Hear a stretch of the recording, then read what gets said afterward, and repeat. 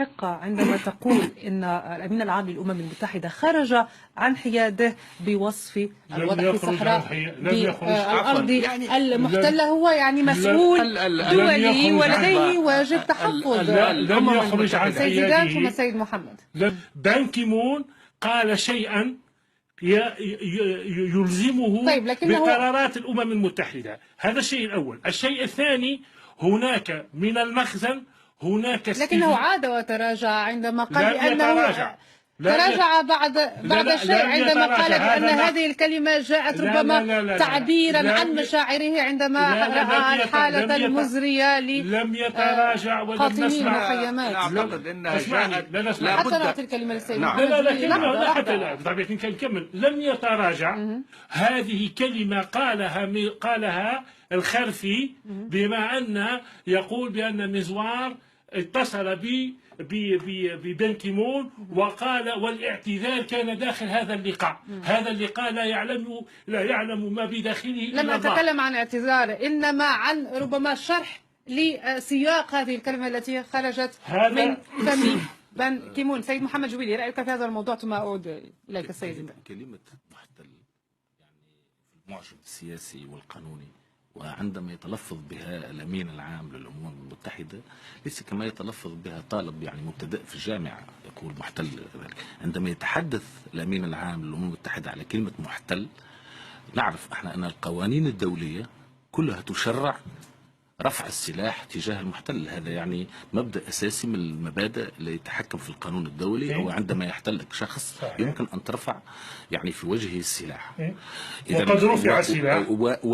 لا العفو يا أستاذ، أنا ما قطعتكش. ونحن هنا نحن هنا عام 91 سيد. لا العفو، احنا هنا لنفكر، لأني أنا سأعطف على كلام الأستاذ وليس للتشاجر وليس لمقاطعة بعض. لا كمل يعني نحن لا، المهم أنت لست أنت اللي بيحدد لا بس أو غير المهم. صبرا يا سادة، صبرا المشاهدين. لا احنا مانيش في سوق عكاظ ولا في سوق مش في سوق عكاظ. احنا نفكر.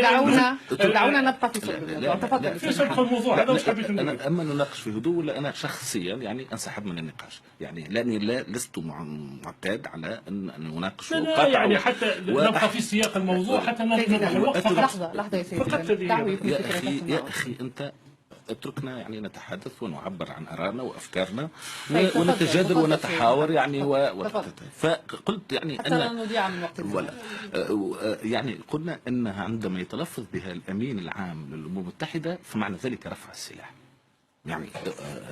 يعني شهد فمعنى ذلك رفع السلاح. يعني شهد فمعنى ذلك رفع السلاح.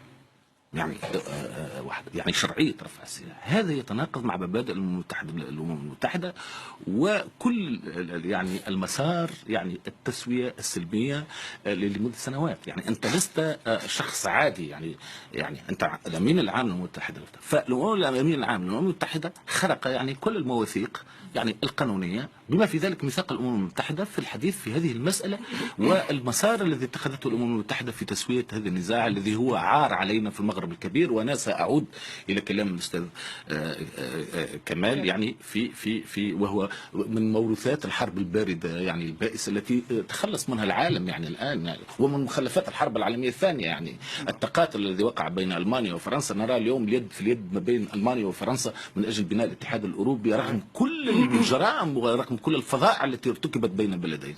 ونحن إلى حد الآن أنا أتحدث كتونسي، نحن هذا الصراع هو عبء ثقيل علينا. أعطيكم على الأقل، وأعتقد أن بالنسبة للليبيين وبالنسبة للتوانسة بالنسبة لنا احنا هذه حلم أجدادنا كان هو تحقيق المغرب الكبير. والمغرب قضية الصحراء وتعتبر أن قضية الأرض الصحراء هي أرض مغربية. يعني هذا موقف الجزائر، هذا موقف الجزائر قبل بومدين. ثم بعد ذلك نتيجة الصراع بين الاتحاد السوفيتي والغرب في المنطقة المغاربية إلى غير ذلك. نحن ماذا نقول اليوم يعني وما هي الخطورة في هذا؟ فأنا قد أشاطر الأستاذ كمال في أنه يعتقد أن هناك نوع من الانفعالية لأن قضية الحساسية قضية الصحراء هناك من يقول إن كلام بان كيمون جاء انتقاما من الرباط التي لم ترد استقباله عندما أراد الذهاب إلى المملكة.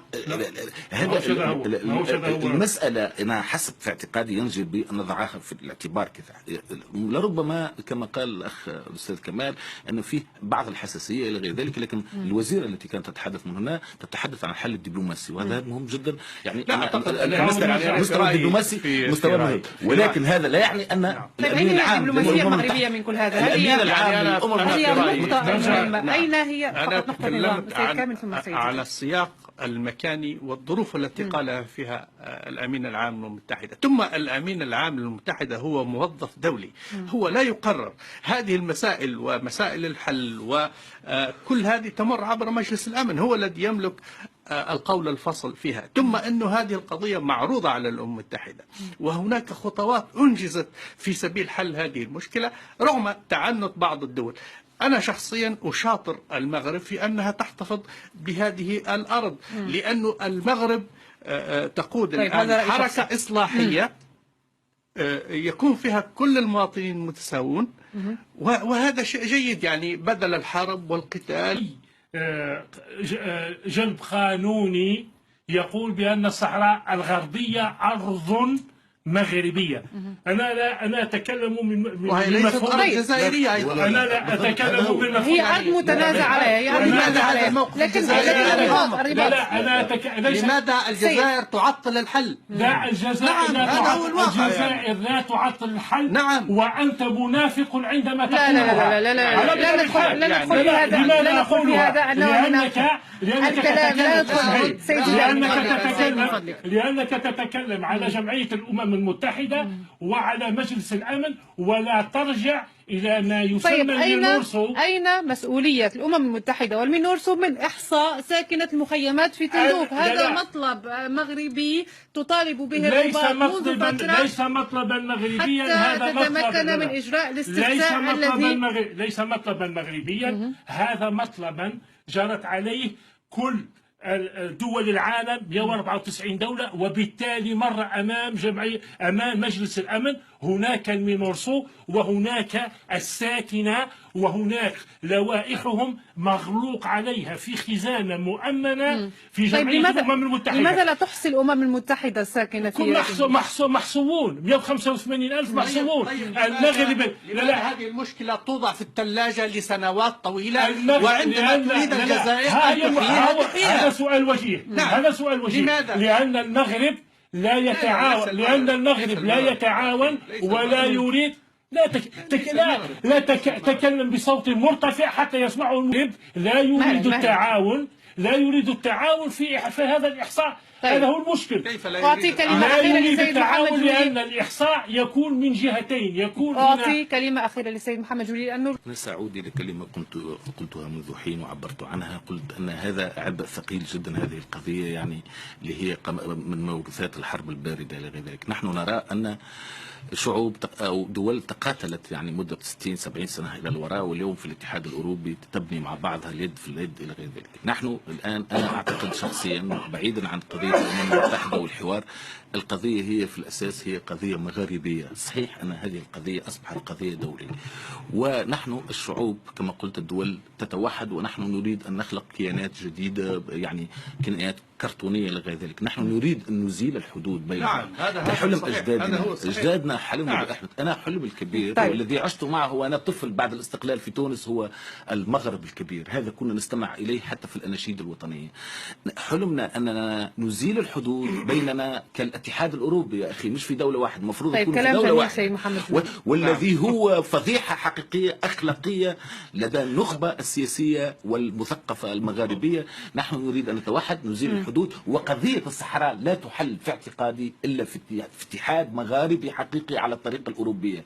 هنا لم يعد هناك معنى لا لدولة ولا لحكم ولا لحد شيء ولا لتونس إلى غير ذلك. فأنا أنا شخصيا هناك سؤال كلام جميل، لكن يجب أن نعمل 50 سنة. يجب أن نعمل 50 سنة هو الواقع. استراتيجيا ينبغي أن نعمل. فقط سؤال. هناك من يقول إن، وهو السؤال الذي طرحته على السيدة مباركة بوعيدة، هناك من يقول إن المغرب قد يتوجه نحو تصعيد أكبر ويطرد بعثة مينورسو من المغرب. فدخلنا الحرب. ما معنى هذا؟ ما معنى هذا؟ يعني نحن المينورسو عندما جاء في 91 نحن كنا نطلب صباحا مساء أن تقف الحرب ووقفت بالمينور. وهل الجزائر قادرة على الحرب؟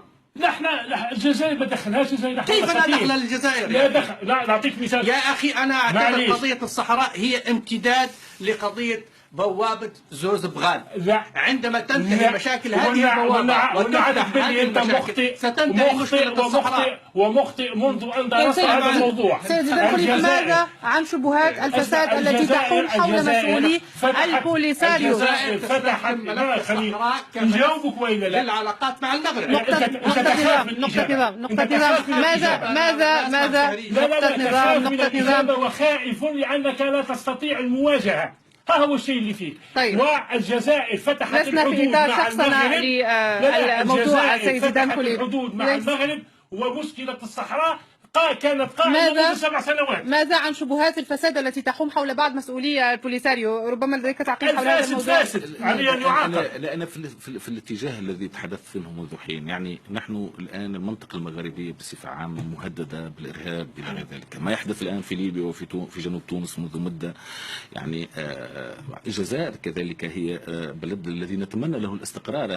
نحن الصباح اليوم هناك صباح اليوم على الساعة 6 هناك هجوم على على بغداد. فنحن لا نريد التوتر أكثر في المنطقة المغربية بصفة عامة. نريد أن تحل المشاكل بالتسوية السلمية، ولا نريد نصعد، لأن الإرهاب يتسلل، وهذا رأيناه في تونس عندما تكون هناك نزاعات سياسية داخلية بين الأحزاب أو نزاعات بين الدول داخل المغرب العربي. من هنا ينفذ الإرهاب ويصبح الجميع ويسقط البيت على الجميع. هذا هو يعني رأيي في العملية. نحن لا نريد أن تحل القضية بدبلوماسية.